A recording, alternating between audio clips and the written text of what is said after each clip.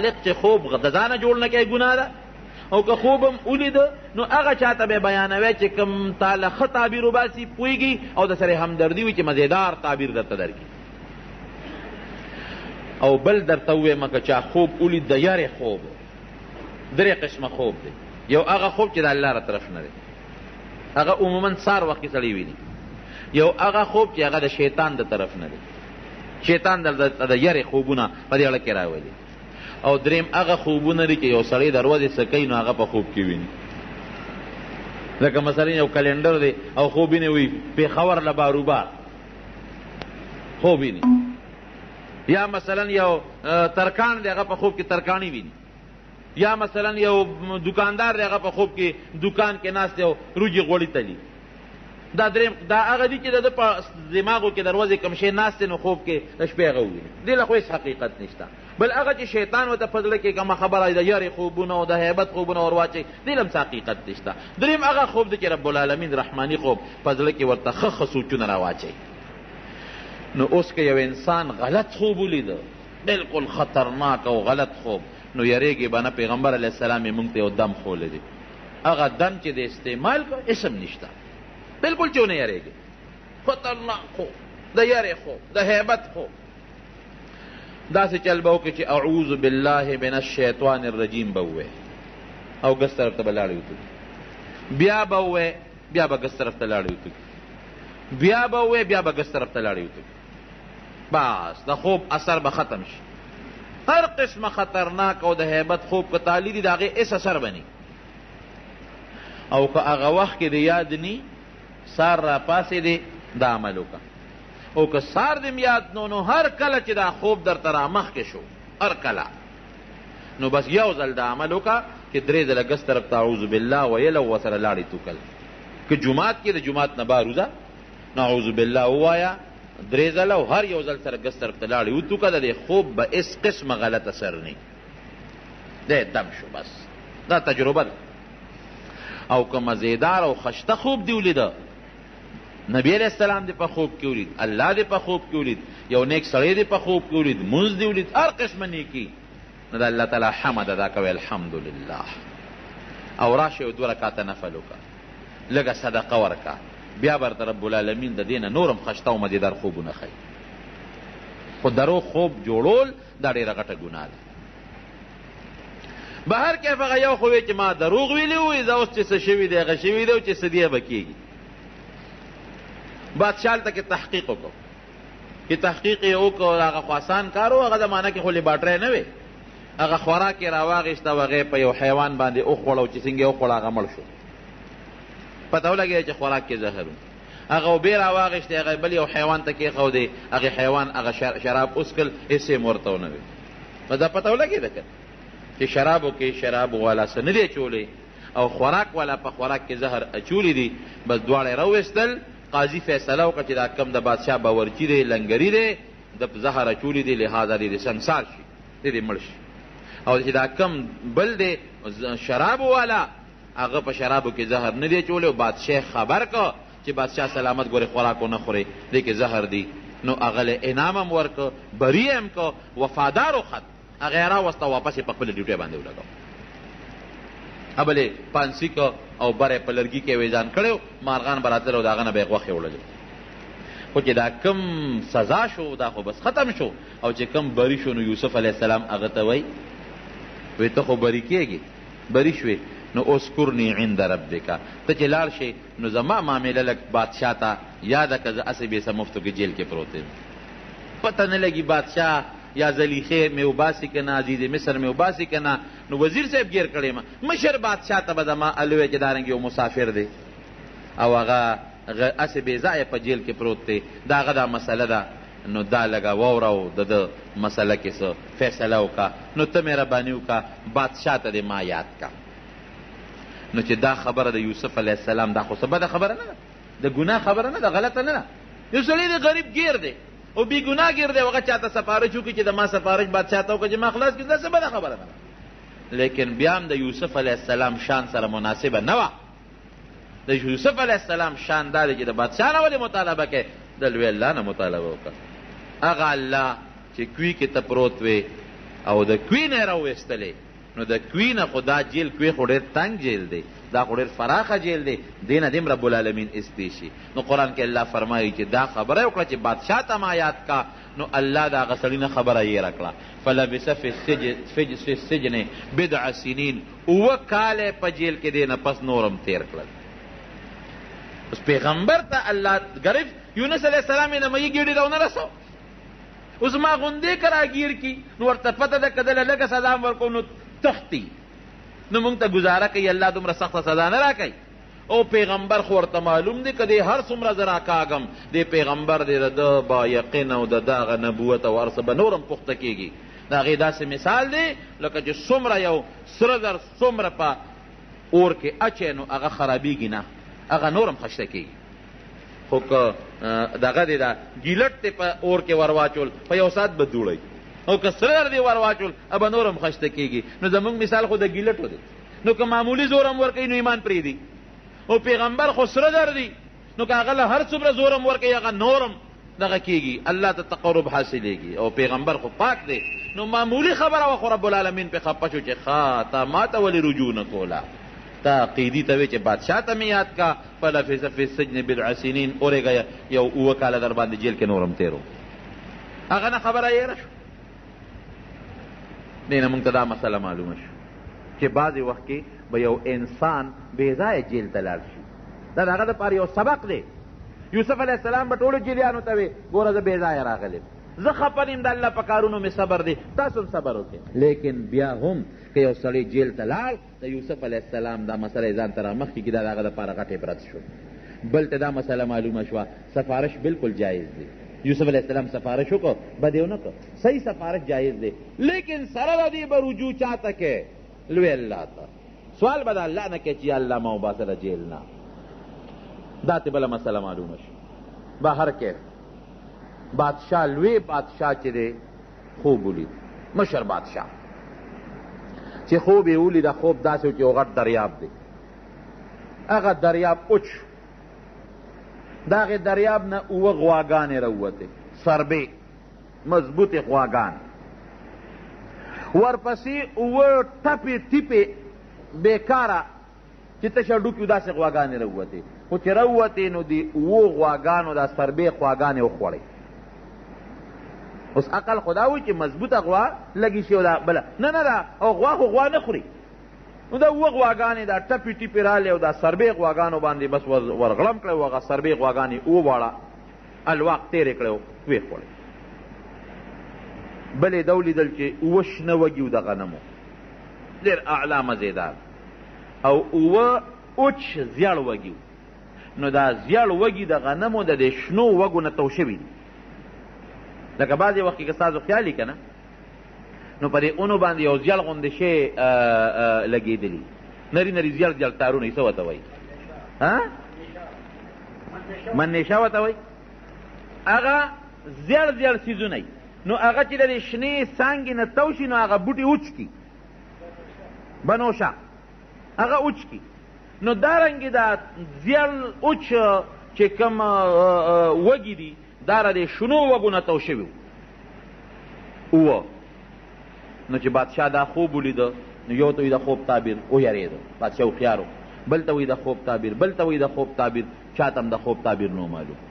دا چې کوم ساقي دی هغه ته رایاد شو اوهو زما یو اشنا دی په جیل کې، یوسف یې نوم دی، اخو د خوبونو ډېر زیات ماهر دی. بادشاه سلامت زما یو اشنا دی او جیل کې پروت دی او بېګناه په جیل کې. ګوره 7 کاله پسې خبره را یاده شوه، الله ته یېره کړه خبره. دا یاد او یېره د چا په اختیار کې دي؟ د الله. بعضې وخت یو اهمه خبرې د انسان نه یېره شي، ښځې نه یېره شي، خاوند نه یېره شي، رور نه یېره شي، دوست نه انسان. نو 7 کاله ته یېرو او چې دا خوب بادشاه بیان کړ نو ورته را یاد شو زما جي یو نږدې اشنا دی، ډېر ښه سړی دی او بېګناه صاحب په جیل کې پروت دی او د خوبونو تعبیر ډېر ماهر او اسم ډېر نیک انسان دی زبردست. او جي هغه له به لاړ شمه او د دې خوب ال به ورته ووایم او فورا دله تعبیر درکوي. بادشاه وی ها نیک ولې دی؟ ګوره وی نیک انسان دی. ځکه یوسف علیه السلام به خلکو ته په جیل کې نصیحتونه کول. د 2 کسانو د ساقي او د طباخ چې ورته کله خپل خوب بیانو که نه نو یوسف علیه السلام ورته څه وایي؟ وی ډوډۍ نه مخکې دلته تعبیر در لا ډوډۍ به نه راغلې، خو یو خبر هم درته کوم. ګوره د خوب د تعبیر نه مخکې ورته څه وایي؟ وی هغه الله چې موږ او تاسې پیدا کړي هغه الله ګورې شریک نه لري. زه په هغه دین یم چې کوم دین د ابراهیم علیه السلام او د یعقوب علیه السلام دی. دغه الله موږ سره ډېر لوی احسانات کړي دي، موږ سره ډېر انعامات کړي دي. او ګورې پام کوئ، زه د خلقو د دې دین د دې شرک نه بیزار یم، تاسو به هم شرک نه کوئ. د یو الله د توحید داعیان به جوړېږئ. هلته د الله د یووالي او د رب العالمین د توحید هغه تبلیغ کو په جیل کې جیل کې لګیا دی خپل تبلیغ کوي، خلکو ته د نیکۍ نصیحت کوي، د شرک نه او د کفر نه د خلکو زړه تورئ. نو دی وایي بادشاه ته چې ډېر نیک سړی دی، ډېر ښه سړی دی، ورته پته وه. ځم جي د هغه نه د تعبیر وباسم. لړ شه راغی یوسف علیه السلام ته، ای زما یوسف وروره، ای دوسته، زه خو راغلی یم او یو خوب زمونږ بادشاه لیدی دی او د هغه خوب تعبیر ورته وباسه. او جي که تعبیر دی ورته وویسته که نه نو بادشاه ته به پته ولګي، نو تا به فورا را خلاص کي. اوس که یوسف علیه السلام غوندې 2 کاله پس جیل کې تیر شو، نو که زما غوندې سړی وي ښه تا ته د 2 کاله پس زما خبره یاده شو. اشنا تا ته ما ویلو چې ما بادشاه ته یاد کا، نو تا زه بادشاه ته ګوره یاد نه کړم. 2 کاله مې مفتو کې جیل کې تیر کړل، د خدای نیکبخته. تا د ما سفارش نه کو، ته خو د بادشاه ساقي وې. لیکن یوسف علیه السلام ته خو پته ولګېد چې اسې خو کار شوی دی، اړو ملامت یې نه کړ، عفو یې ورته وکړه. دی ورته اړو نه وي چې نیکبخته 2 کاله پس راغلی، دی ورته اړو نه وي چې تا ګوره بادشاه ته دا اړو یاد نه کړم، دی ورته اړو نه وي چې ستا اړو د خوب اړو جواب نه کومه، پرې چې غرق او تباه شی. ولې که یوسف علیه السلام په تعبیر دوی پوی نه کي نو حقات راځي او ټول ملک تباه کېږي. اوس که بل سړی وي نو وی به چې پرې چې تباه شی، زه مسې جیل کې واچولو نه کوم د خوب تعبیر درته. شرطونه به یې پې لګول چې ما خلاص کړې د هغې نه پس به د خوب تعبیر کوم، نه هېڅ شرط یې پې ونه لګاو، اړو ملامت یې نه کړ. دا د یوسف علیه السلام عفو درگذر، حالانکه په جیل کې غریب پروت دی، مفتو کې پروت دی. وی داسې کار دی بادشاه ته ووایه چې 2 کاله به ستاسو یو داسې دور در باندې راځي، 2 کاله چې به د فراخ صالح دور به 2 کاله به ستاسو رزقونه او ډوډۍ ګانې او غنمونه او څاروي به هم څاروي او ښه فراخه کال به 2 کاله. 2 کاله پس به قحط راځي، مکمل قحط، چې دا 2 کاله تاسو کوم جمع کړې ده او کوم غله او غنم هم سنبال کړي دي، دا به په هغه 2 کاله قحط کې بلکل خلاص شي. د هغې نه پس به در باندې بیا یو کال راځي، به ډېر د بارانونو کالي مزېدار. دا خو ستاسو د خوب تعبیر شو. اوس به کوسو دی ورته الو نه وي، ځه لړ شه او بادشاه ته دې الو وایه. او دې ځل یې ورته دا ونه وي چې ما ورته یاد کا، هغه ته خو پته لګېدلې وه چې مخکې مې دا ټکې وي، خو 2 کاله مې پکې تېر کړه، اوس بیا ووایم غږ یې ونه کړ. ساقي راغی، وی بادشاه سلامت، هغه دا تعبیر وویسته. یاره وی ورشه دا سړی راوباسئ، دا خو ډېر پوه انسان معلومېږي، دا څوک دی؟ راوباسئ، چا به دا سړی فورا راولئ. د نه زه اوس معلومات کوم چې دې سره به کوسه د 2 کاله چې قات راځي په مونږ باندې، نو د 2 کاله غله چې مونږ وکړو نو دا غله خو هر کال غلغله پیدا کېږي، خلک یې خوري. نو ټیک ده که ډېر فراخه کالم دی نو غله خو نه ټینګېږي چې 2 کاله مونږ بیا په سټورونو کې ساتو. هغه زمانه کې دا سټورونه هم نو دا به 2 کاله په مونږ قات راځي، دا به څه کوو؟ ته ورشه دا لک راوړه. دی ورپسې په اس باندې سور شو، جیل ته ورغلی. مبارک شه یوسف. ولې؟ بادشاه د جیل نه وباسي او داروغه ته اعلان وکړ چې یوسف علیه السلام ډېر په عزت باندې راوباسه او فورا یې بری کا او ما ته حاضر کا. وی بادشاه سلامت را لېږلی ما او داروغه ته اعلان هم دی، ته بری شوې، راځه بادشاه دې غواړي. بادشاه ته مخامخ ودرېږې، نو ستا د علم اظهار په بادشاه راغلی دی، تا له ډېر لوی مقام او مرتبه درکوي. یوسف علیه السلام ورته څه وایي؟ نه جیل نه نوځي. او تا چې وی چې ما بادشاه ته یاد کا او جیل نه نوځې؟ وی نه که نه جیل نه نوځم. لاول دې دا تحقیق بادشاه وکړي چې ښځې په حقه دي، زلیخه په حقه ده او که زه په حقه یم، زما په جامه داغ لګېدلی دی. لاول به دا خبره فیصله کوو، هسې نه چې سبا خلک په ما د بادشاه په دربار کې الزام لګوي چې د زلیخې ته خدا نه خواسته زما په جامه داغ را نشي. لاول به زما او د زلیخې معامله پاکوو او ښکاره به اعلان کېږي چې ګناه د یوسف او که ګناه زلیخې وه، د هغې نه پس به د جیل نه وځم. نبی کریم صلی الله علیه وسلم فرمای وی رب العالمین دی یوسف علیه السلام سره ډېر احسان وکړي.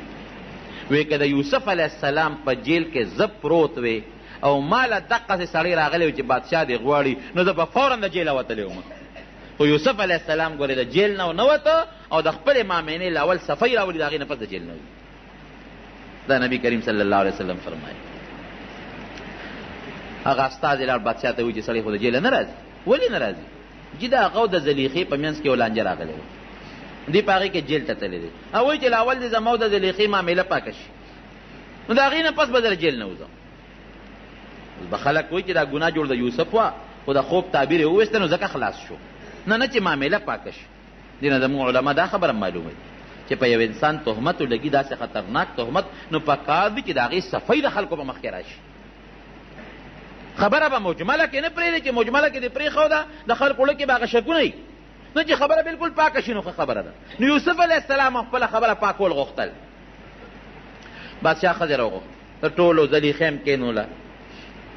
دغې وخت کې د زلیخې خاوند چې کوم خپل عزیز مصر هغه مړ شوی و، بوډا وزیر و مړ شوی و. زلیخې هم کېنوله او نورې ښځې هم راوغوښتې. هغه ښځې چې څوک په هغه مجلس کې ناستې وې هم ټولې کېنولې او بادشاه ټولې مخامخ کېنولې. وی وایه ټول د بادشاه وزیران او مشیران او د لوی افسران ناست دي، زنانه هم ښځې هم ناستې دي. ګناه د زلیخې وه او که ګناه د یوسف وه. زلیخه پاسېده وی بادشاه سلامت ګناه زما وه، یوسف بلکل پاک، هیڅ غلطي په یوسف کې نشته.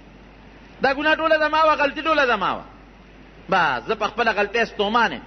او علما لیکي مفسرین چې زلیخه د هغه وخت نه چې یوسف علیه السلام جیل ته لاړ په عبادت الله ته پرېوته، د الله نه یې معافي وغوښتله او هر وخت به رب العالمین ته جړل چې یا الله ستا ذات ډېر ښکلی دی چې یوسف غوندې ښکلی انسان تا پیدا کړی دی الله چې ته به څونه ښکلی رب العالمین ستا ښکلی ذات مې پرېښوده او چې کوم تا پیدا کړی ښکلی دی هغې پسې ګرځم.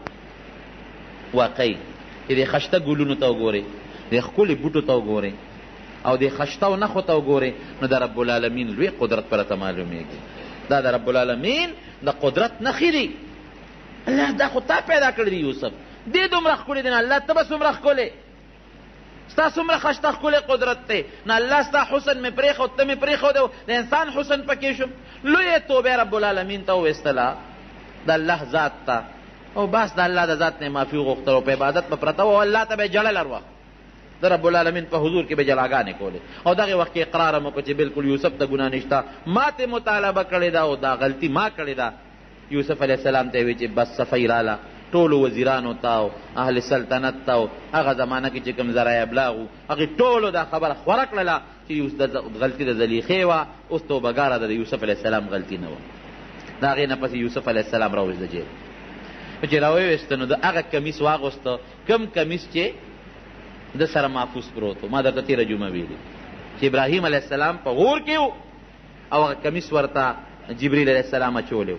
او بیا هغه کمیس د ابراهیم علیه السلام نه پس اسحاق علیه السلام ته لاړ. اسحاق علیه السلام یعقوب علیه السلام خپل زوی له ورکو او یعقوب علیه السلام دا کمیس د ریخمو کمیس و د یوسف علیه السلام په دې غاړه کې اچولی و، تعویض غوندې شکل کې د جنت اعلی قسمه ریخم و. نو ګوره چې خشته یوسف هم خشته دی علیه السلام او کمیس هم د ریخمو دی او بیا د جنت کمیس دی هغه یې واچو. او مفسرین لیکي چې بادشاه ولې یو جوړه م ورولېږله چې دې خو جیلي د جیل جامې به وي، دا جوړه ورته واچوې، تاج یې ورولېږه دا ورته په سر کې او خشته مزېدار ښکلې خوبصورته لباس او زیب و زینت یې برابر چې په اس باندې راغې د بادشاه دربار ته او ورننوته او بادشاه ورته وکتل نو د هغه ورسره غیر اختیاري محبت او مینه پیدا شو. او دا لکه دا خو فرشته سیرت انسان دی، جیل کې دی غریب دونه موده تېره کړه او بېګناه جیل کې تېره کړه، د سره خو ډېر لوی ظلم شوی دی او دومره قابله لږ چې د خوب تعبیر څومره مزېدار وباسي. راځه دلته کښېنه ما سره، ځان سره په تخت شاهي باندې کېنه. بادشاه ته 7 ژبې یادوي، 7 اوس هم دې بادشاهانو ته زمونږ په نسبت لږې زیاتې ژبې یادوي، 7 ژبې ورته یادوي. نو چې ده به په کومه ژبه کې خبره کوله نو یوسف علیه السلام به ورسره په هغه ژبه کې جواب ورکو، په بله ژبه کې هغه هغې کې جواب ورکو. یا لکه دا تا له دومره ژبې څنګ درځي، ته څوک یې؟ ټوله قصه یې ورته وکړه. صاحب زه داسې ماشوم یم او زه کشر یم، دلته مسافر یم د غلامۍ ژوند مې تېر کړی دی خو زه د یو لوی پیغمبر بچی یم چې د هغه نوم یعقوب علیه السلام دا ما د هغه نه زده کړي دي. هغه یعقوب علیه السلام د یو بل لوی پیغمبر زوی دی چې د هغه اسحاق علیه السلام نوم دی. هغه اسحاق علیه السلام د یو بل پیغمبر زوی دی چې د هغه نوم ابراهیم علیه السلام دی. نسبا موږ د پیغمبرانو نسل یو. زه کوی کې غورځولی شوی د کوی نه بیا راوتیم د غلامۍ زندګي مې تېره کړه بیا د وزیر کور ته الله را ورسولم بیا د ګناه مطالبه رانه وشو هغې نه الله بچلم بیا جیل ته پکې لاړم اوس ستا مخکې دغه د حاضر ولاړ دا ټولې ژبې ماله راځي. ښه زما د خوب تعبیر ویا خو مال صاحب ایستی دی وی دې سره به کوو څه دا راته یو الو ښایه چې دې سره به څه کوو چې دا 7 کاله بارانونه وشي او غلې زرغونې شي نو دا خو به په هغه 7 کالو کې خلاصې شي 7 کاله چې کم قات راشي هغې سره به څه کوو. وی بادشاه سلامت زه به راته علاج وښیم وایه سیل او ټول وزیران دي او مشیران ټول ناست وی دا چل به وکړو چې 7 کاله خو د رب العالمین د طرف نه تا چې دا 7 سربې غواګانې ولیدلې او دا 7 شنه وږي دي ولیدل د هغې خو دا تعبیر دی چې رب العالمین به ښه بارانونه کوي سیلی به او دا ځمکه به دا ګیاګانې هم زرغونې کړي او دا غنم به هم زرغون کړي نو غله چې څومره ابه موږ په خپلو وږو کې ساتو. پوره هغه زمانه کې خو دا دغه ونه دا سټورونه دا به موږ په خپلو وږو کې ساتو بس چې کوم د ضرورت مطابقي او استعمالو باقي پرتي چې 7 کاله کله قات راشي دغه وږي به بیا رجو او دغه غنمونه به بیا مونږه غوبلې کوو نو بوس به څاروي خوري او غنم به انسانان خوري. 7 کالو کې به مونږ دا غله به 7 کالو ته ساتو د هغې نه پس به بیا یو کال رب العالمین بارانونه کوي او ښه فراخي به راځي. دا مې دغه دی بادشاه ورته وایي داسې کار دی چې تا ځان سره مشیر مقرر و یعنې بادشاهانو مشیران ځکه تا ډېره ښه مزېداره مشوره راکړه. یوسف علیه السلام ته نه مشیر مې مو مقرروه اجعلني على خزائن الارض ما وزیر زراعت جوړ کا وزیر خزانه نه خزائن الارض د دې وزیر خزانه بعض علما معنا کوي نه وزیر خزانه نه د ځمکې خزانه یعنی وزیر زراعت مې جوړ کا ولې چې زه دله دا سیسټم برابر کم دا غله دله محفوظ کم دا غنم دله په دې اوچو په دې باراني علاقو باندې وکرم او دا 7 کالو دپاره سنبال کم چې د قات مسله ختمه شي. بادشاه وی ډېره ښه وی انی حفیظ علیم ورې زه امانتګره مې غلا به نه کوم خیانت به نه کوم. کم وزیر کم بادشاه چې هغه غلي خیانتګري ملک بچر هم ترقي نه کوي او چې غل نی خیانتګر نی رب العالمین بیا هغه ملک لم ترقي ورکوي. نو زه خو حفیظ او علیم په دې خبره پوهېږم هم الله راله دا پوهه هم راکړې وی ده د نن نه مې ته وزیر زراعت جوړ کړئ. نو یوسف علیه السلام رب العالمین د کم ځای نه د کوی نه راواغېسته او کم ځای ته یې ورسو وزیر زراعت جوړ کړه. دا د رب العالمین نظام دا غټ عبرت دی. ان مع العسر یسرا سختی در باندې رب العالمین راولي الله ته ته رجوع کوه ته ګوره الله به د هغه سختۍ بدل درته په اسانتیا درکوي نور به هم رب العالمین تعالی سهولت درکوي اسانتیا به درکوي. بل دې نه دا عبرت دی چې په سختو کې به یو الله ته رجوع کوې ګورې یو الله ته به رجوع کوې او بل دې علما یو بله مسله معلوموي هسې خو مشري غوښتل ګناه ده نه به غواړي مشري به نه غواړي خو که تا ته یو ځای کې پته ده چې اهل نشته غیر اهل راځي نو بیا په هغه وخت کې که یو سړی مشري غواړي نو جایز دي. لکه دلته کې یوسف علیه السلام ته پته وه چې دلته کې خو اهل نور څوک نشته دا چې څومره وزیران دي دا غله به رالي او د قات په زمانه کې بیا په ډېرو غټو غټو پیسو خرڅوي او په خلکو به قات راشي اهل نشته دوی په خپله مطالبه کوي چې خیر دی که ما وزیر زراعت جوړی نو ما جوړ دا به معلومېږي. او بل چې انسان جامه پاکوي او رښتون انساني دې هیڅ قسمه پروا نه ساتي رب العالمین به د حفاظت کوي. وزیر زراعت مقرر دغه درمیان کې چې دی روت هغه عزیز مصر هم مړو کم عزیز مصر چې دی ورسره مخکې د غلامۍ زندګي تېروله او د هغه چې کومه ښځه و زلیخه چې د یوسف علیه السلام سره محبت و هغه هم تقریبا د بوډاوالي عمر ته رسېدلې وه بوډۍ وه. بیا بادشاه ورته درخواست کی دور منصور لیکلی دی بادشاه ورته درخواست وکړه چې یوسفه داسې وکړه چې دا زلیخه په نکاح واله خاوند یې مړ دی تا سره ډېر زیات محبت او ډېره زیاته مینه وه در سره او د هغې د هغه محبت او د مینې د وجې نه ته جیل ته هم لاړې هغې اقرار هم وکړه چې غلطي زما وه څه ګناه الله د هغې نه هم نه ده صادره کړې هم الله د ګناه نه بچ کړه کومه غټه ګناه چې ده ته خو الله سې مساتلې دا زما یو درخواست ومنه د هغې زړه به لږ په قلار شي او خاوند یې مړ دی په نکاح والا یوسف علیه السلام دا هغه بادشاه هغه درخواست قبول کو او زلیخې سره بیا نکاح وکړله. نکاح نه پس عجیبه زندگی وه. بیا یو ځل یوسف علیه السلام هغه د ښځې او د خاوند منځ کې چې کوم تعلقات یې هغې ته به زلیخې هېڅ توجه نه ورکوله، هېڅ قسمه. یو غاړه کې به ناسته وه او نفل به یې کوله، الله به یې یاده او جړا به یې کوله. یوسف علیه السلام ته یو ځل تپوس وکړه زلیخې زه خو هغه مینه محبت چې ستا کم ما سره مخکې و او ته کم محبت تی ما سره لرو هغه خو پرېږده وه چې کم د ښځې د خاوند خپل تعلقي هم را سره نه ساتې دا ولې هغه محبت دې څه شو، هغه مینه دې څه شوه. دا هغه وخت غلام یم، اوس زه وزیر یم او د بادشاه د دربار خاص انسان یم، نو ستا هغه محبت مینه خو ډېره زیاته وه او هغه پرېږده وه هغه د ښځې خاوند چې یو بل سره کمه مینه یو کم محبت یي هغه ما سره اوس نه ساتې دا ولې وی هغه وخت چې زما تا سره کم محبت او مینه وه زما زړه کې خالص ته پروت وی او ته زما په زړه کې موجود وی، خو چې ته جیل ته لاړې او بیا د جیل نه راووتې او ته جیل ته ورسېدې نو ما الله ته رجوع کړې ده، د رب العالمین ذات ته مې رجوع کړې ده. اوس زما ټول زړه د الله سره دی، زما زړه کې اوس هغه شی ختم شوی دی، د هغې په ځای ما الله ته ډېر درخواستونه کړي دي، ډېرې توبې مې وغوښتې دي، ډېرې معافۍ مې وغوښتې دي، او ستا په ځای زما زړه کې الله ناست دی، د الله محبت ناست دی، هغه څیزونه زما د زړه نه وتي دي. ختمه ده هغه خبره. بیا الله تعالی دوه زامن د یوسف علیه السلام او د زلیخې نه پیدا کړل.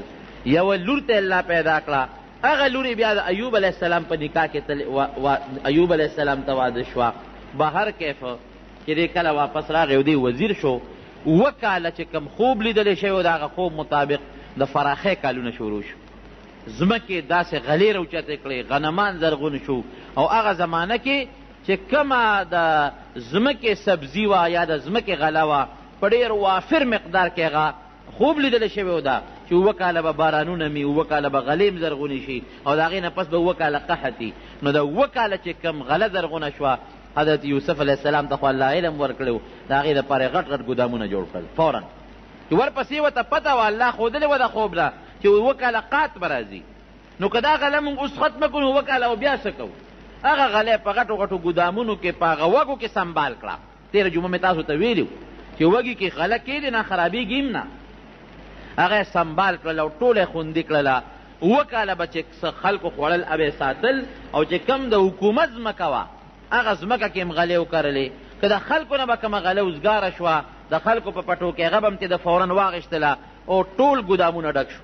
ورپسې 7 کاله قحط راغی، 7 کاله چې کم قحط راغی نو بیا به هغه غله یوسف علیه السلام د ضرورت مطابق خرڅوله. خلکو سره خپلې غلې هم نه وې، د ساتلې وا به یې خرڅوله ضرورت مطابق په پیسو باندې او دارنګې په نورو څیزونو باندې. نو د مصر چې څومره خزانه وه هغې د پیسو نه او د زرو نه د سرو د سپینو نه بلکل ډکه کړه. اوقات داسې و په 7 کاله کې چې د مصر نه بار په میلونو په سوونو میلونو باران بلکل بند و. د کله چې باران بند شي که نه نو ګوره دا رزق که یو سړی وي چې زما ځمکه او زما پټې دی، بېشک دا ځمکه او پټې روزي زرغونی، خو د چا په حکم یې زرغونی؟ د الله په حکم. نو خبره مې دې پورې کوله رونو چې هغه 7 کاله قحط راغی، خلکو باندې ډېر لوی قحط راغی. د یوسف علیه السلام پلار چې کومه علاقه کې و کنعان علاقه کې هلته قحط ورسېد، هېڅ هم نو درک نه لګېد. خلکو به دا سپلی او دا پیزار په اوبو کې خوټکه و هغه اوبه به یې څکلې، او زاړه ډوکي به خلکو سټل، او د اونو پاڼې به خلکو خوړې، د څاروي لاړل ختم شو، اوږي شو، هغه د لوږې د لاسه مړه شو، د تندې د لاسه مړه شو، ځنګلونو کې چې کوم حیوانات و هغه د لوږې تندې د لاسه مړه شو. یعقوب علیه السلام ته د خپلو بچو ووی هغه چې کوم 11 بچي دي، یاره بابا اوس به مونږ څه کوو؟ وی بچو ته طلب پکار دی، وی په مصر کې یو بادشاه دی او خلک د هغه ډېر صفت کوي، عزیز مصر ورته وایي، او هغه ډېر نیک انسان دی او مونږ یې اورو او هغه سره غله ده. نو که مونږ لکه جمع پونچي خپله را جمع کو هلته لاړو او لکه غلطې والو ته اجازت راکړه نو څنګه به یاره بچې وی لاړ شئ دغه بادشاه له. اوس دوی خو یې نه پېژني چې بادشاه څوک دی. یعقوب علیه السلام ته پته نه لګي چې دا بادشاه خو زما زوی یوسف دی او دا خو زما نه په ماشوموالي کې جدا شوی دی، کم ځای ته به رسېدلي. صرف دومره ورته پته وه چې یو ځل د اسراییل علیه السلام سره د یعقوب علیه السلام ملاقات شو، نو یعقوب علیه السلام ورته ډېر زیات وژړل، اسرائیله نه مرګ فرشتې یو تپوس ته نه کوم زما د بچي متعلق راتاله وه چې د ما یوسف بچی کم ځای کې وی وی ما ته پته نه لګي الله په هغې خبردار ګوره د غیب و علم چا سره دی یو الله سره دی نو ملک الموت نه تپوس کوي د مرګ د فرشتې نه د ما بچی مونږ ته هېڅ پته نه لګي یاره وی یو تپوس ته نه کوم تا خو د ډېرو خلکو نه ساګانې ایستې دي ګوره څونه خبره ده زما د بچي د یوسف نه خو به د ساني ایستې دا راته یاره وی دا راته پته ده چې د یوسف علیه السلام پیغمبر نه مونږ سا نه دی ایستی جمدی دی دونه راته پته ده ولې که مړ وي نو سا به ترې مونږ ایستلې وه نو دونه مطمئن اوسېږه چې بچی د جمدی دی نو یوسف یعقوب علیه السلام به بهر ووت او جړل به الله ته وابیضت عیناه وهو کظیم الله فرمایي قرآن حکیم کې سترګې تکې سپینه شوې ړندې شوې ړندې نظر لاړ او ډېر ډېر زیات غمجن وړنه به یې درد کو آه به یې کول چې یا الله هر کله چې خو ما سره د خپل بچي ملاقات وکړه او ما خو دا وی چې دی به مړي قیامت کې ملاقات به کېږي خو دا پته ولګېږي چې جمدی دی پروردګاره چېرته خو زما د دې بچیو ملاقات ما سره وکړه نو دا پته ورته نه لګي نو بچي ورته وایي چې قحط دی او مونږه اجازت راکړه چې لاړ شو ځای بچو لاړ شي خو به د مصر بادشاه ته ووایې ګوره اوس پته ورته نه لګي که نه چې زمونږ ګورې پلار بوډا دی او پیغمبر دی دا ورته لږ سفارش وکړې چې غله مونږ له لږه زیاته راکړي او زه خو هغه اعلان کړی و چې یو چا له غله ورکوم په خپله به راځي وی ځای بچو لس واړه لاړ شي خو دا کم د یوسف علیه السلام چې سکر ورو بنیامین دی ته پرېښوده یارېده که نه چې د ده یو ورور خو تاسو مخکې وجلی دی تاسو وایئ چې موږ وجلی دی دې ته پرېښود وی ځای لس واړه بچو لاړ شئ او بادشاه ته لاړ شئ چې دوی لس واړه لاړل بادشاه ته لاړ شئ چې دوی لس واړه لاړل بادشاه ته مخامخ ودرېدل بادشاه ځان ته مخامخ پیش کړل چې څنګه مخامخ شو ورته نو دوی ورته وایي چې بادشاه سلامت کوم ځای نه راغلی یې مېلمنو مونږ خو د کنعان د علاقې نه راغلي یو د میاشتو مزل مو صیب کړی دی ښه څوک یې چې مونږ د پیغمبر بچي یو د کوم پیغمبر د یعقوب علیه السلام ته خو پته ولګېږي چې د ما رونه دي چې ویلي د رسې مو پېژندل ښه د یعقوب علیه السلام رونه دا پیغمبر دی او چې دا پیغمبر دی او چې زمونږ پلار چې دی نو هغه د بل پیغمبر دی چې اسحاق علیه السلام دی او چې زمونږ د نیکه پلار بیا ابراهیم علیه السلام هم پیغمبر دی تاسو ته پته ده مونږ د پشت در پشت نسل در نسل د پیغمبرانو په اولاد کې را روان یو جی پلار مو ډېر بوډا دی او سپینګیری دی او د هغه یو زوی په ماشوموالي کې شر مخ تختولی دی او وجلی دی نه هغه پسې ډېر زیات غمجن دی او دردمند دی او یو بل بچی دی زمونږ یو بل رور دی نو زمونږ پلار په هغه باندې یریږي هغه را سره بار نه پرېږدي نو ته مهرباني وکړه مونږ له غله راکړه او لږه ډېره غله راله راکړه او چې کم رور مونږ په هغه خپل پرېښې دی مهرنې د هغې سم راکړه او د خپل پلار یې سم راله راکړه دا مهرباني وکړه او د احسان را سره وکړه یوسف علیه السلام وایي ښه تاسو د یعقوب علیه السلام پیغمبر دغه بچی او بالکل تاسو خو ډېر نیکان یې او ډېر عزتمن یې هله شاه شاهي مېلمانخانه کې حکم یې وکړه دا ډېره کې ښه ډوډۍ وله ورکې ښه خوراک وله ورکې دا خو د پیغمبرانو بچي دي د پیغمبرانو نسل دی پوره میلمستیا وله وکړي به دوی خوشحاله شو چې یاره د مصر بادشاه او یوسف علیه السلام هم پکې تېره ده که نه ډېر وخت پکې تېر دی په دې دور کې او بل هغه شاهي تخت باندې ناست دی او بل د بادشاهانو په دې مخ باندې یو غلاف اچولو یو نقاب به په دې مخ باندې اچولو چې هر څوک د بادشاه مخ ته مو نه ګوري دا د هغې زمانې یو خپل رواج و یو خپل عزت و نو په مخ باندې هغه خپل نقاب هم پروت و شاهي دربار کې هم ناست دی دوی یې نه پېژني هغه ته خو پته ولګېدله شاهي مهمانخانې ته هوټل ته یې بوتلل او هلته یې ولله ښه مېلمستیا ورکړله او 3 ورځې یې ځان سره ایثار کړل دی به صاحب مونږ له غله راکړه مونږ ځو نه نه نه نه تاسو د پیغمبر بچی او نیکان یې او پلار نیکه کر نیکه ټول پیغمبران تیر شوي دي تاسو به نه ځئ تاسو به ما سره دلته کې دیره یې آخر چې 3 ورځ شوه بادشاه سلامت مونږ له اجازت راکړه زمونږ پلار دی او هغه خپل یوسف بچي پسې په سترګو ړوند دی نو که مونږ هم دلته کې ایثار کې مونږ پسې به هم غمجن او دړمن بشي ته اجازت راکړه چې مونږه رخصت شو نو یوسف علیه السلام ته خو د پلار نوم بیا واخیستی شو وی ډېره ښه لاړ شئ نو یو کس له یو بار غله ورکړه یو کس له او وی زمونږ د هغه بل وی د هغې سم در کوم وی ورکې وله د هغه د دې د هغه بل رور چې کوم دوی یادوي زه خو غایبانه د چا نه ورکوم خو دا د پیغمبر بچي د رښتونې دي ورکې د هغې سم وله ورکې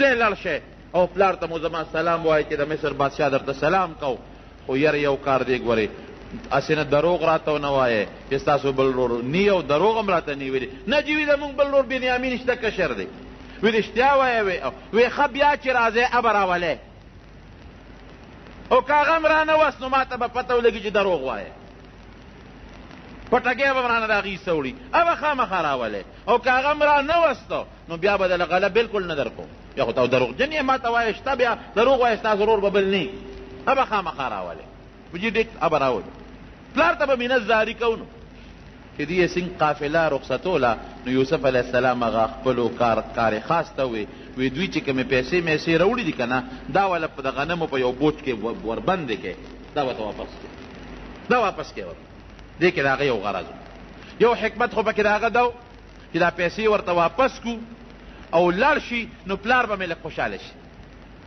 ځکه قحط دی د پیسو درک به هم ورسره نه لګي دویم غرض یې پکې ده چې دوی به واپس بیا راشي ولې ځکه چې پلار یعقوب علیه السلام به وایي چې اوخو دا خو د بیت المال پیسې تاسو په بوجۍ کې په غلطۍ راغلي دي نو خو پیغمبر دی هغه خو ارامه پیسه نه خوري او د بیت المال پیسه چېرته خوري نو بیا به تاسو خامخا رالیږي اړه کېدو چې دا بچي به خامخا رالیږي چې دا پیسې وله ورسوئ دا خو په غلطۍ کې راغلي دي دا خو د بیت المال شی دی او د بیت المال شی به د پیغمبر او د پیغمبر بچي څنګه خوري نو یو خو دا دی چې دا احسانمن به م شي او د دې پیسو د را رسولو دپاره به واپس دا من راولیږي دی ورته پونچي جمع کړله دوی بارونه څاروي بار کړل ورسېدل بابا مونږ خو رالو بلا غلم راوړه خوشحاله و او د مصر بادشاه خو ډېر ښه سړی و او بادشاه بابا زمونږ خو ډېر عزت وکړه ستا د مخه او مونږ له ډېره ښه مېلمستیا راکړه مونږ خو یې نه را پرېښودو او ګوره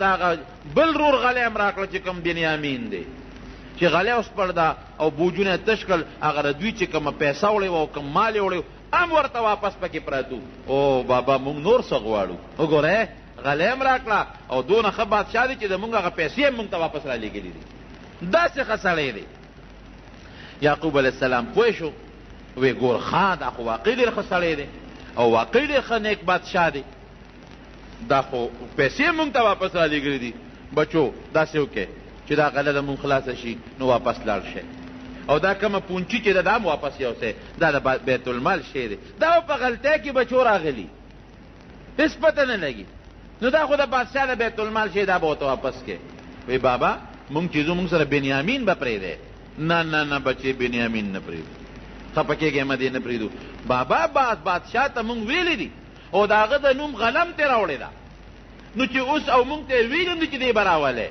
نو چې دی اوس بو نه ځو نو مونږ ورته دروغجن ښکاره شو مونږ له به غله نه راکوئ وی نه نه نه نه پام کوئ بس بنیامین نه لیږم یا بادشاه بابا مونږ ذمهوار یو وی هغسې ذمهوار لکه د یوسف علیه السلام متعلق چې مراله ذمهواري راکړې په دوکه م رانه یو د یوسف بوته رانه مو جدا که خپل لخت جگر اوس دا د زړه وینه رانه جدا کوې بلکل نه کېږي قطعا دې نه در کوم بابا که نه راکې مونږ له غله نه راکوي مونږ ورته ویلي دي د بنیامین حساب دې راوړی دی غصه به شي بادشاه خیر پلار یې مجبوره کړه چې مجبوره یې که نو دا بنیامین یې ورسره ولېږه وی ځای لاړ شئ بنیامین بوځئ خو ګورې د خدای په نوم درله قسم در کومه چې داسې خیال به پې ساتئ لکه په دې خپل وروڼو چې څنګه ساتئ او چې لاړ شئ نو په بادشاه زمونږ بیا سلام ووایه او د سلام نه پس ورته زما حال بیان کې او ورته ووایه چې دا مېرنی رور مونږ ځان سره راوستلی او پلار یې بل رور پسې سترګې ړندېري نو ګورې دی به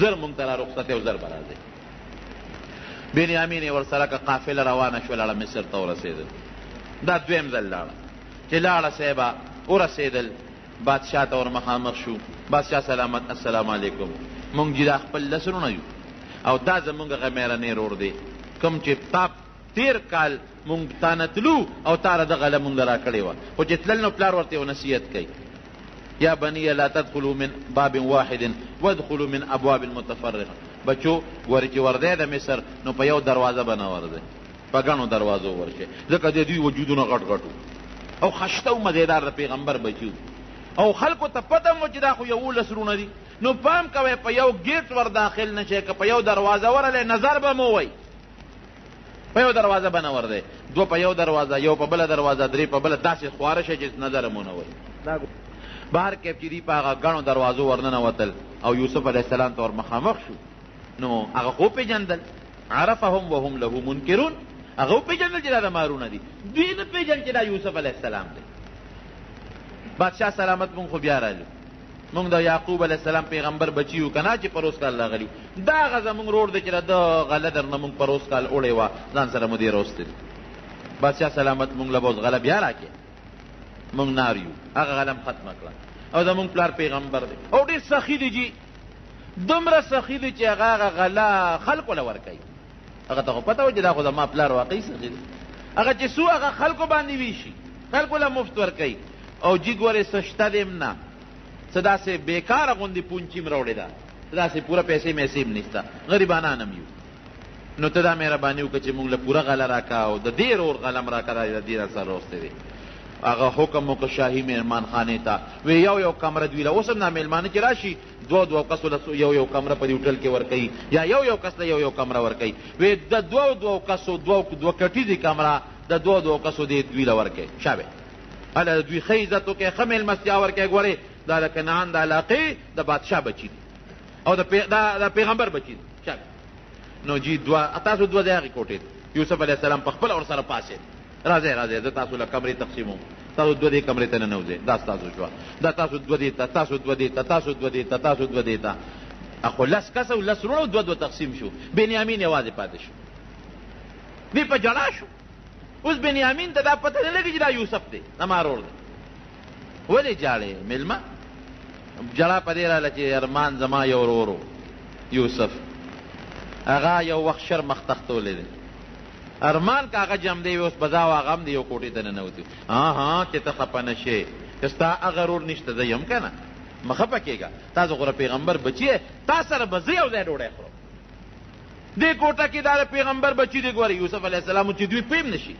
او دوی ځان له دوه کسو له مېلمستیا هم ورکوي هر یو له ځان له خپلې کوټې ته ولېږې او دا یو پکې خالي د ملګري د سره زه ملګری شوم تاسو پیغمبر بچي یې زه به ستاسو عزت کوم احترام به کوم یو ځای به سره ډوډۍ خورم کوټې ته ننوتل دواړه هغه خپل دغه یې ورته غلاف یې ورته مخ نه لرې کړ روبن ورته مونږ وایو بادشاهانو بادشاه لوی احسان کړی ستا دې وروڼو زه شر مخ نه یم خوړلی دوی ته یې غورځولې نورې خبرې به قصې بیا وروسته کوو وروره خو بس خفه کېږه مه او زه به ځان سره اوس پاتې کوم خوښه دې ده وی ورورې ما ځان سره پاتې کړه خو بابا سره به څه کوو وی بابا هم راولو غږ مه کوه ما ته رب العالمین هر څه برابرۍ قرآن کې الله فرمایي وکذلک مکننا لیوسف فی الارض مونږ یوسف علیه السلام له په ځمکه کې یو قدرت او طاقت ورکړو دوی نه مروس غلامۍ ته غلامۍ نه مروس جیل ته جیل نه مروس د بادشاه دربار ته دربار کې مولا داسې عظیمه بادشاهي ورکړه چې هغه یولس وروڼه چې یو وخت کې دی غورځاو لس وروڼه وهه یې کوي کې نن هغه نه د ښکول الله راوستلی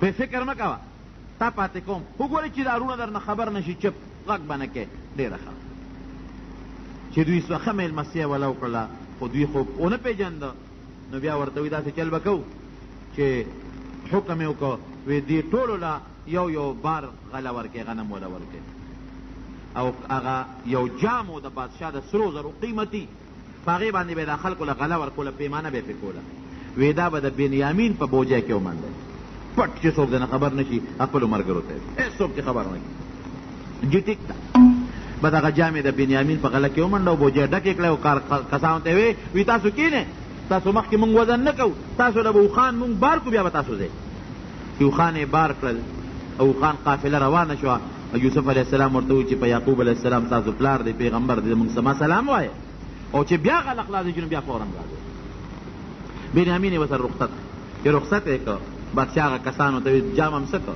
وایي صاحب هغه خو مونږ هغه د بنیامین چې کومه بوجۍ وه د هغه نوم پې لیکلی و او د هغه کاڼ و ورسره هغې کې مو هغه جام ورته کېښود وایي شا به یې اواز وکړي اوس غږ به نه کوي چې جام ورک شوی دی دا اوس یو حیله جوړوي د دې رور د پاتې کولو دپاره اواز یې وکړی قافلې والا د بادشاه جام رک شوی دی او تاسو پټ کړی دی شا به یې راشئ جام راوړئ ټوله قافله یې راوست د یوسف علیه السلام د هارون هم دي پکې او نور خلک هم دي وایي چې مونږ خو جام نه دی پټ کړی هغې ته هم پته وه نو فبدأ بأوعيتهم قبل وعاء أخيه د بنیامین هغه بوجۍ رستو کړه چې دوی شکیان نشي نورو باندې شروع کړه یو بوجه اړوه، سامان لټوه، بوجونه لټوه، پیدا پکې نه کړل.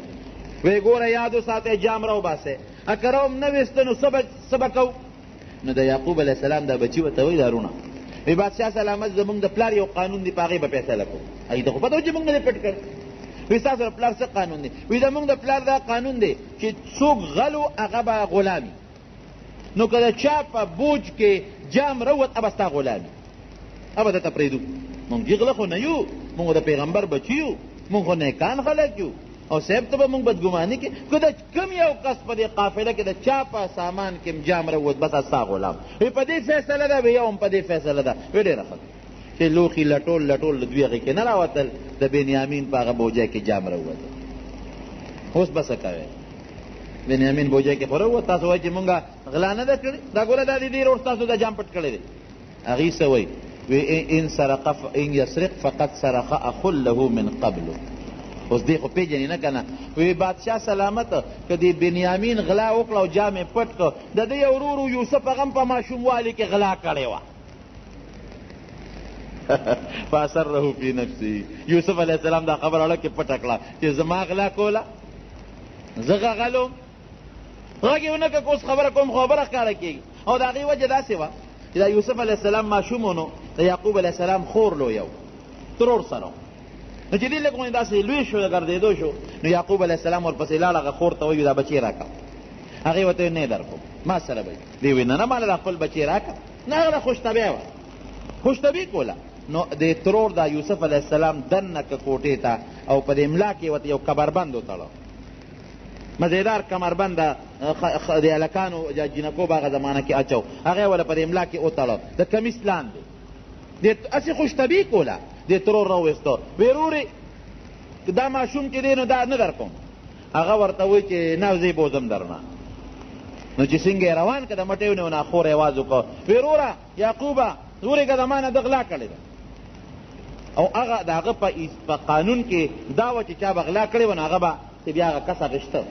وی نه دې غلا ولې به کوي؟ نو چې څنګه یې وله کمیس اوچت کړم، دې خوا ته کمربند تړلی، وګورئ ما نه یې کمربند پټ کړی دی. د دې لپاره چل جوړو چې یو سور ودی یوسف علیه السلام چته راغېله کېده، نور هم ورسره ایسار شي. زه وایي خورې چې ستا خوښه ده، چل دې جوړ کړی دی، او چې ته یوسف ځان سره ایسارې یو میاشت دوه کال دې سره نور هم. نو هغه خبره یې ورته ور یاده کړه. او خو دې ماشوم و، ان یسرق فقد سرق اخ له من قبل. بادشاه سلامت که دې بنیامین غلا وکړه، د دې ورور یوسف هغه هم مخکې غلا کړو. یوسف علیه السلام لږ پټه وساتله چې ښه په ما د غلا الزام لګوې. بس فیصله دا ده چې د بنیامین په بوجۍ کې جام وموندی شو، دی به اوس موږ سره یې نه پرېږدي. رونه پریشانه شو. بنیامین ته وایي نو تا موږ وشرمولو، بېعزته دې کړو، پیغمبر په پلار باندې الزام دې راغی، جام دې دا دې څو کړل. ځان له یې مشوره وکړه. وی تاسو ته پته نه ده چې پلار موږ نه واده اخیستې ده، پلار واده اخیستې ده چې دې به راولي. یو ځل خو یوسف مونږه زه کوی کې واچو، پلار ته هم بانه وکړه. اوس که دې پرېږدو مونږ تېزونو پلار به هم څه وایي چې بل نور هم راله مړ کړو. داسې نه کېږي. رالل او د بادشاه دربار کې ودرېدل. نو دوی کې دا و چې دوی به هیبت پرې راغی، د پیغمبر بچي و که نه، نو دوی به چغه ایسته، او داسې چغه به ایسته چې هغې چغې سره به خلک بېهوشه کول. دوی کې مشر ورو یهودا، هغه وی راځئ زه په دې بادشاه یو چغه وباسم، او داسې چغه پرې وباسم چې دی به دله بېهوشه کړم. چې دی بېهوشه شي نو بنیامین به نیسو وتښتو. یوسف علیه السلام ته خو پته خورونه یو کس یې ودرو، وی داسې کار وکړئ چې تاسو ورشئ او په دې کې کم یو کس چغې ته ځان جوړو نو په یې سر به ولې لاس راکاږي. نه به پوه چې په سر یې لاس راکاږي دې چغه نه شي ویلی. شاته یې ورته نوکران ودرو چې کم یو کس پکې چغې ته ځان جوړو په سر ولې لاس راکاږي، بیا چغه نه شي ویلی. او ته پته ده مارونه دي. یهودا چې راغی څنګه بادشاه سلامت مونږ له داسې کار وکړه چې دا خپل لور راکړه، مونږ نه ځو. او که نه راکړې که نه، خو چې نه راکړې او چغې ته ځان جوړو نو شاته بیا نوکر په سر لاس راخ، بس چغه بیا نه شو. بل نمبر په نمبر هغه خیر ناکام شو. چې ناکام شو دربار نه یوسف ورته ویل، یوسف علیه السلام ورته وایي چې خفه کېږئ، ما فیصله تاسو ما سره کړې ده، بنیامین سره جام موندلی شوی دی، هم دی به پکې ایسار وکړو. دی خیر دی بیا راشئ در پرېږدم، خو اوس یې نه در کوم. چې لاړل دا مشر ورور یې وایي چې زه خو پلار سره سترګې نشم لګولی، زه نه ځم، زه به هم دلته یم، او تاسو لاړ شئ او پلار ته مه ووایه. هغې وایي چې بس موږ څوک اوسه چې دې بادشاه راله ورور نه راکوي، او قافلې والا ته خلکو ته پته ده که نه دغه بل ځل خو مونږ یوازې او ټوله قافله را سره ده د خپل علاقې مونږ به پلار ته وو چې د قافلې والا نه تپوس وکړي دروغ خو ته مونږ نه وایي نو دا یو ورور یم ته ورسره لا نه لوېزه خو نه ده چې دوی لاړل پلار لا ورسېدل غلی ورته وغورځوله بنیامین هم څه که وی بابا هغه خو غلا وکړه د بادشاه جام یې پټ کړی نو بادشاه په هغې کې د مونږ نه ایسار وی دوکه را سره وکړه بل بچې م راله لاړ مړ کړه بل بچې م راله مړ کړه یو خو م راله مخکې وجلی دی بل م راله مړ کړه وی بابا که مونږ دروغ وایو دې قافلې والا نه تپوس وکړه ولې غلا کول ټولې قافلې نه تپوس وکړه بهر کیف هغه یوسف یعقوب علیه السلام پریشانه شو نورم په غم شو یو بچې م ته لاړ بل بچې م ته جدا شو که عارضي جدا دی خو بیا هم خو دې جدا شو که نه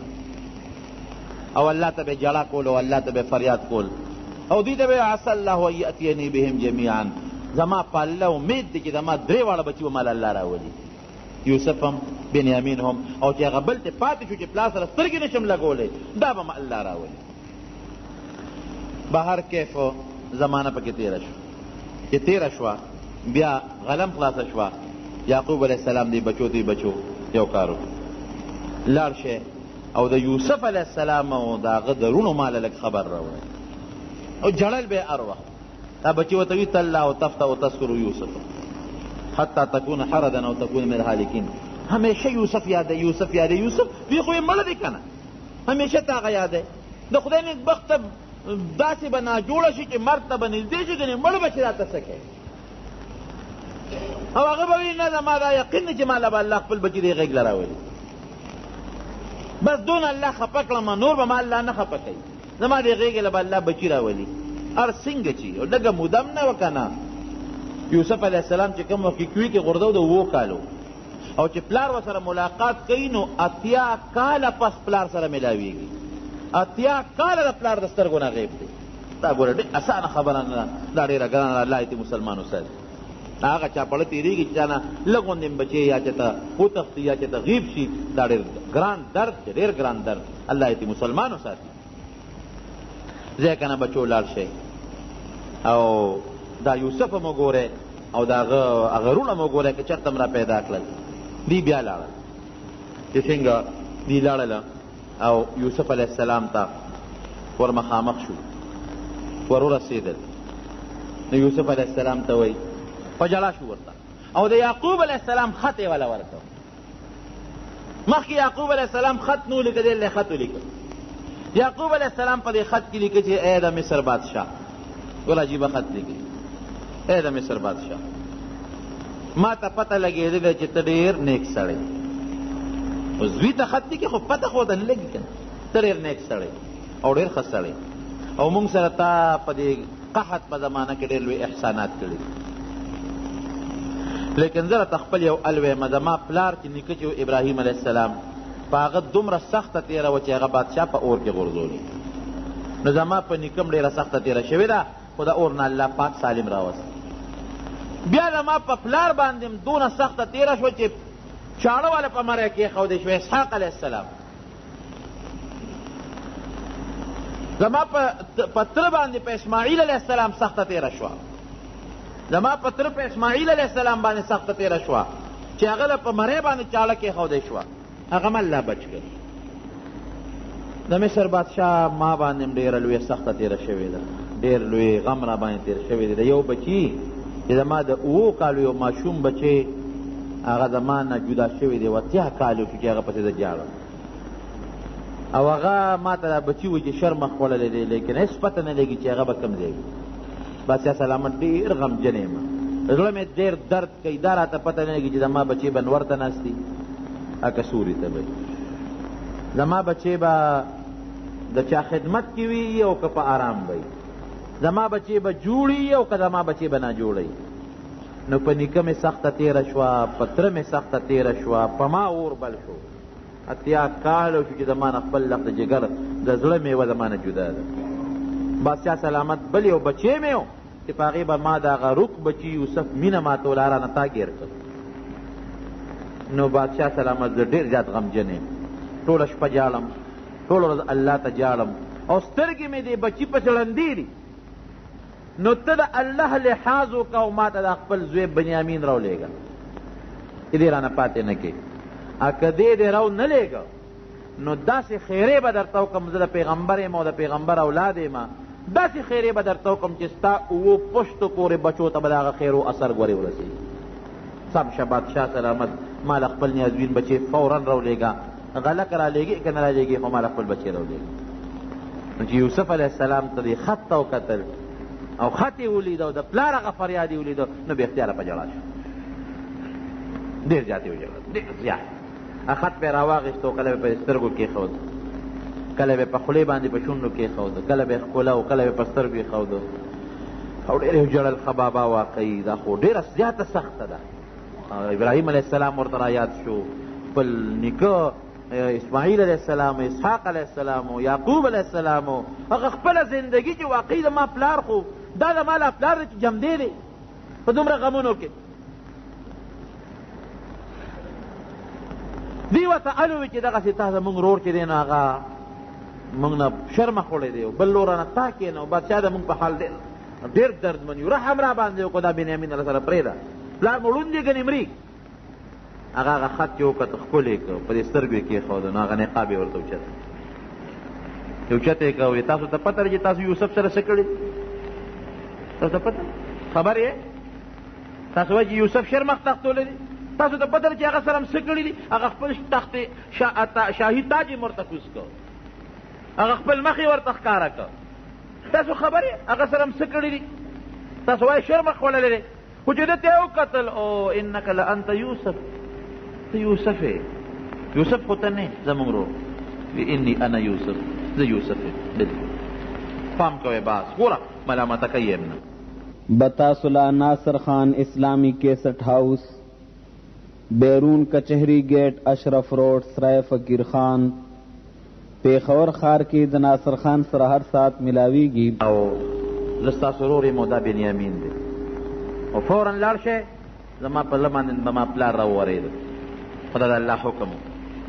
دا کمیس یې ورته خپل وویست چې کوم هغه کمیس چې ابراهیم علیه السلام ته جبریل علیه السلام د جنت نه راوړی و، ده ته بیا میلاو شوی او وینو کې ګورې لیست پیتو، هغه کمیس یې راواغېسته، په دې دا دوه درې داغ هم پراته دي زما د وجود د وینې، زما د وجود د وینې دوه درې داغ هم پې پراته دي. هغه وجود چې تاسو زه والی یم، تاسو زه کوی ته وغورځولم او زما وجود زخمي شو، هغه وینه هم زما په دې کمیس پرته ده.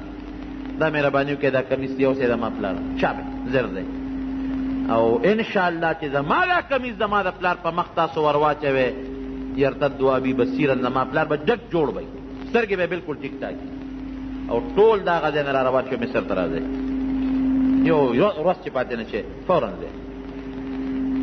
کمیس یې وله ورکړ، روان شو. چې دې څنګه روان شو او کمیس یې ورکړ او قافله را روانه شو، خوشحاله شو، ملامت هم دي. یعقوب علیه السلام ته الله اطلاع وکړه د وحي په ذریعه باندې، خپلې کور چې کوم بندګانو بیبي وه یا لوڼی وې، وی انی لاجد ریح یوسف لولا ان تفندون، یاره که تاسو ما ته ناپویه نه وایئ که نه، نو په ما نن د یوسف علیه السلام د یوسف بچي خوشبویي را باندې لګېږي، د هغه خوشبویي محسوسوم. خو که دا درته ویم نو ما ته بیا به تاسو وایئ چې یاره عقل دې کار نه کوي، پویه دې کار نه کوي، را باندې الزام به ولګوئ. نو که دا الزام نه لګوئ نو زه راته دا وایم چې زما باندې د خپل بچي د یوسف خوشبویي لګي.